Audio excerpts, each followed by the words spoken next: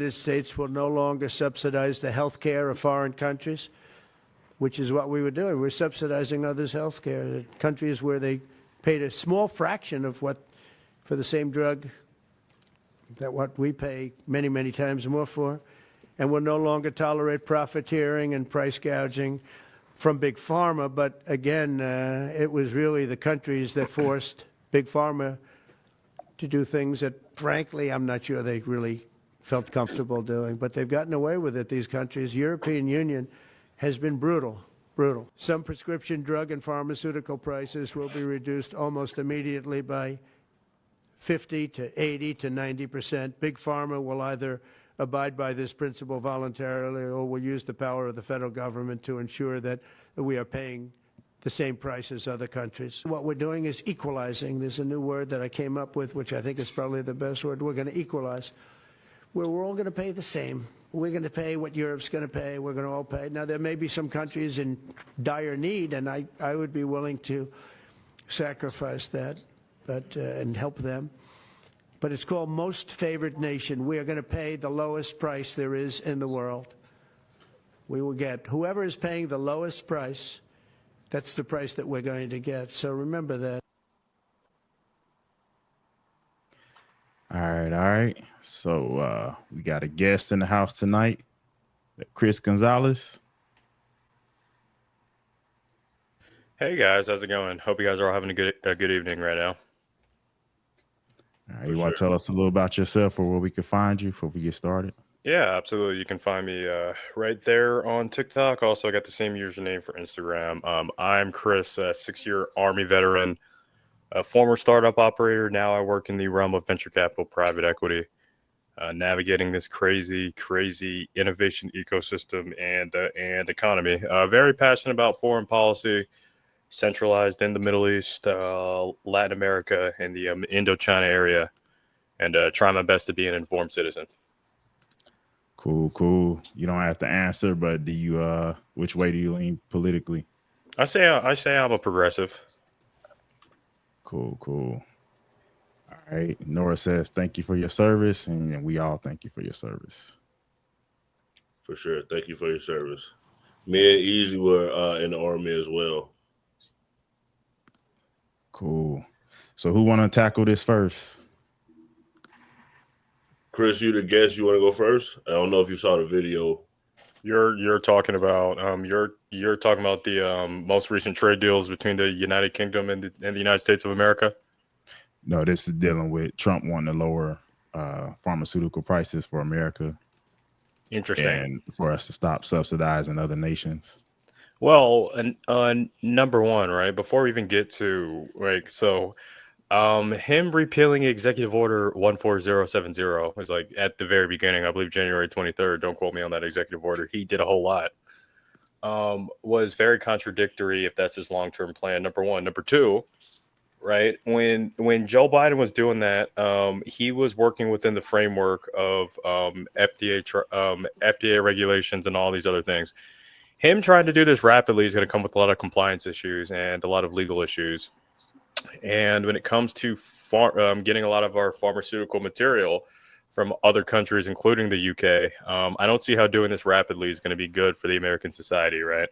Doing it gradually over time via legislature would be great. But I'm just wondering why he wasn't thinking about this, because there's a right way to do things and there's a rapid way to do things. So I'm just wondering why he's not thinking about doing this on the permanent legislature side of the House. Now, there's a lot to go into when it comes to FDA and things like that, but I'm not going to bore you with that. But that's just my own claim. Fast is not always effective. So, welcome, 85. Hey, what's up, fellas? How y'all doing? All right. So just to get you caught up, we're talking about Trump's endeavor to lower pharmaceutical prices. Good thing. Mm-hmm. You want to give your input? At this point, man, I was a little scared about the tariffs. The tariffs, to be honest with you guys, in the beginning. Felt mixed feelings about it, but I always trusted this guy's intelligence, his knowledge, and I always trusted that he was fighting for the people. Everything that he's doing is basically for the people. So as we look forward now, I mean, I just want to see what else happens. I mean, I'm totally content on what I voted for. I'm good. Easy. Yeah, I think it's a good thing that he's lowering these pharmaceutical prices. I mean, gotta do something because everything else is going up. So hey, thank you, I guess. Yeah, it's probably gonna be a good thing. We can afford some Ozempic. Probably gonna start seeing some women not want to look like the statue in New York. Well, Enzo, you That's want to crazy. You join just in? played in. Yeah, you just played into exactly what I was gonna say. Maybe we could solve the obesity problem in America. Ozempic gonna be affordable for everybody at this point. I'm happy as hell with him doing that because from what I know with President Biden that they signed into law or I'm pretty sure it's the executive order, sorry. A $35 cap on insulin for seniors at the end of the day. Like yes, that's absolutely great, sign a cap on for insulin, but by him doing this and bringing down the prices between like you said 50 to 90%, which I mean it's a little extreme. I don't think it's going to get to the 90%. Even let's say me in the middle and say 75%, that's still great across the board for everybody because I was talking about on my live. um I guarantee there's probably a bigger population pool of people who are diabetic from let's say 64 and younger than above 65. So I mean something absolutely needed to be done for everybody just for diabetic supplies and everything like that. So I'm happy with the direction that he went with it. I hope that they can turn that into a law so it can't be overturned by any administration after him coming into office. Yeah. All right, Chris, and you know what? This is just to get it going. Y'all can jump in if you have like a rebuttal or something like that. Feel free to jump in. No, I And if you're mean, not done finishing your point, then say you're not done finishing your point. But y'all can jump in. We don't have I to go deb- that I long. like I Go ahead. debate a lot, but I'm just here to like get some understanding. Enzo, real quick about the executive order, right? Mhm. So one of the biggest, and like I'm hope because I read this executive order, and maybe there's a fix in here for this, right? And I didn't vote for Trump, but I don't want Mhm. like our country to like I served this country under multiple presidents. So one of the biggest pricers of pharmaceuticals and drugs is the PBM, right? The pharmacy benefits managers, and those aren't directly addressed. Actually, no, not directly. They're not at all addressed, right, in the executive order, which won't resolve in broad savings for a lot of pharmaceuticals because if you're not targeting the PBMs, then you won't be able to drive those prices down. So maybe it might be something that I missed, but does President Donald Trump have another avenue in order to address the big, um, I would say big pharma. I think we can all agree on here on one thing. Big pharma is not necessarily the most regulated industry. So does he have something to address the PBM so we can actually drive a majority of these drug prices down? I didn't see it in the EO. I mean, I didn't see anything in the EO either specifically on that. That's one thing that I've been talking about for weeks at this point. When everybody brings up the we need universal healthcare, we need universal healthcare. I'm all in favor for regulating the hell out of these pharmaceutical companies as well as anything in the medical industry. Being somebody that worked in the medical industry for a good amount of years, I've seen exactly what the prices are of like I was in the DME industry, so braces, crutches, anything to that extent. I could see that it's 100, 200, 300% markup just on these items, and 90% of it's made in the United States too, which is crazy to see. And they're being outsourced to other countries, and they're paying pretty much at cost at that point. So I would want to see restrictions on anything in the medical industry. Absolutely, I did not see anything in the executive order thus far, so I would hope they would come out with something later on. Yes. And the thing about it is though, right? Like that's good. I feel like that's a step one, right? Like you're always gonna have holes when you're tackling an industry. That at the Mm. end of the day, as much as we have mixed opinions on it, I do believe it's a big pharma is a for-profit institution at the end of the day, right? Keep them sick Mhm. so they keep coming back.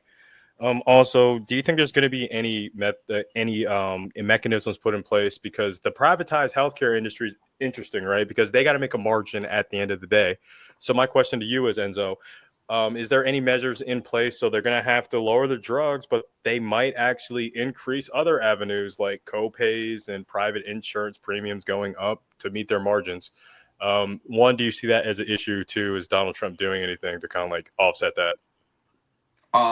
That's that. I would speak on that bridge when we cross to that point. I don't see any indication that that's going to happen. I mean, it could happen, it absolutely could, but until that happens, I really don't have any say on it, on a what if situation.